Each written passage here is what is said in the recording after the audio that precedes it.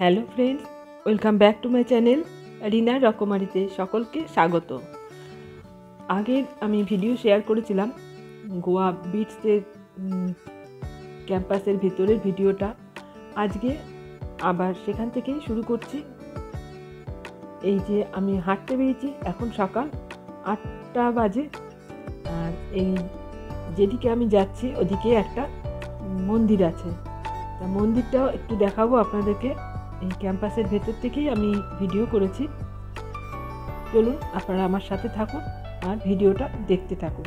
এটা বিড়লা রাধাকৃষ্ণ মন্দির। এই মন্দিরটা 2 বছর আগে যখন আমি গিয়েছিলাম তখন তৈরি হচ্ছিল। এই বছর গিয়ে দেখলাম মন্দির তৈরি হয়ে গেছে আর সবার জন্য মন্দির দরজা খুলে দিয়েছে।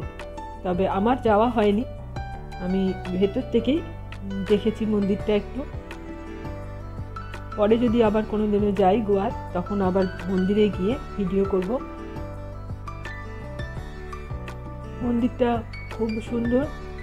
আর ক্যাম্পাসের ভেতর দিয়ে যাওয়া যায় না, ক্যাম্পাসের গায়েই মন্দিরটা, কিন্তু যেতে হলে সামনে গেট দিয়ে বাইরে বেরিয়ে তবে যেতে হবে।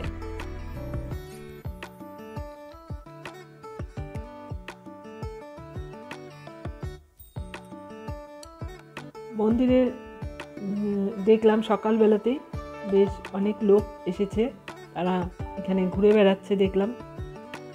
আর এই যে সামনের দিকে মেন গেট, এখান দিয়ে বাইরে গিয়ে তবেই আমাকে মন্দিরে যেতে হবে। এদিকটায় মাঠের মধ্যে কিছু চেয়ার টেবিল সাজানো হচ্ছিল, মনে হয় কোনো ক্যাম্পাসের ভেতরে কোনো প্রোগ্রাম আছে সেই জন্য।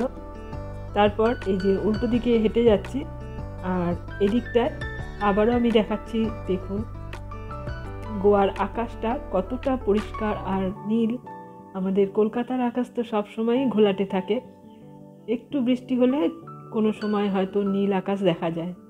এই যে মন্দিরে অনেক লোকজন এসেছে। আর এটা বাইরে যেটা এখন আমি দেখাচ্ছি, এটা মন্দিরের ভেতরেরই অংশ, পিছন দিকটা। আর এখানে এখন আমরা এই সামনের দিকে আবার যাচ্ছি, সেদিন যেদিকে এসেছিলাম তার ঠিক উল্টো দিকে।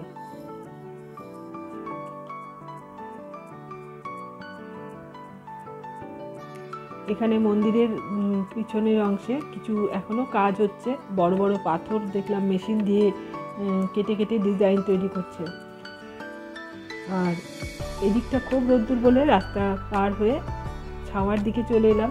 বেশ বড় বড় গাছ এখানটা, আর যা রাস্তাটাও খুব ছাওয়া, খুব ভালো লাগছিল।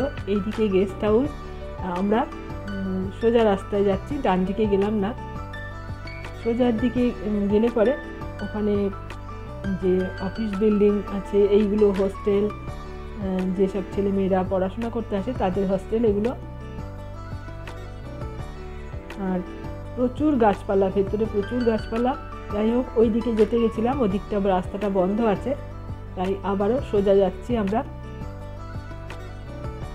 আর এই যে বললাম মন্দিরের কাজ এখানটায় এখনো তৈরি হচ্ছে, মানে মন্দিরের পিছনের অংশে বড় বড় পাথর কেটে মন্দিরের যে সমস্ত কাজগুলো বাকি আছে সেগুলো ওরা করছে। এটা মন্দিরের পিছনের অংশটা। এদিকটা সবটাই মন্দিরের অংশ। তারপর আবার আমরা হাঁটতে হাঁটতে সামনের দিকে চলে এসেছি। আর এখানে ভেতরেতে প্রচুর গাছ আছে, কিন্তু তার মধ্যেও আবার ছোট্ট করে ঘিরে একটা বাগান। এই বাগানটা দেখলাম নাম লেখা রয়েছে শান্তিকুঞ্জ। ভেতরটা খুবই ছাওয়া আর বড় বড় গাছ। আমি অনেক গাছেরই নাম জানি না, তবে কিছু কিছু গাছের দেখলাম নাম লেখা রয়েছে। আর এখানে ফেলে দেওয়া কিছু জিনিস দিয়ে টব তৈরি করেছে দেখলাম। এই যে এগুলো হেলমেট দিয়ে টব তৈরি করা আছে। আর এটা বিশাল বড় একটা নিম গাছ, এগুলো বাঁশ গাছ, আরও এরকম অনেক গাছ রয়েছে যেগুলোর নাম আমি জানি না, আগেই বললাম। এখানটা বেশ ভালো লাগছিল, সকালবেলাতেই যা রোদ্দুর, রাস্তা দিয়ে হাঁটলে বেশ গরম লাগে। এখানটা ছাওয়া ছাওয়া, বেশ ভালো লাগলো। গোয়া বিচ ক্যাম্পাসের ভেতর যদি কোনোদিনও যান আপনারা তাহলে শান্তিকুঞ্জে অবশ্যই যাবেন, খুব ভালো লাগবে। আর এটা একটা আমন্ড গাছ দেখলাম, লেখা রয়েছে, বেশ বড় আমন্ড গাছটা।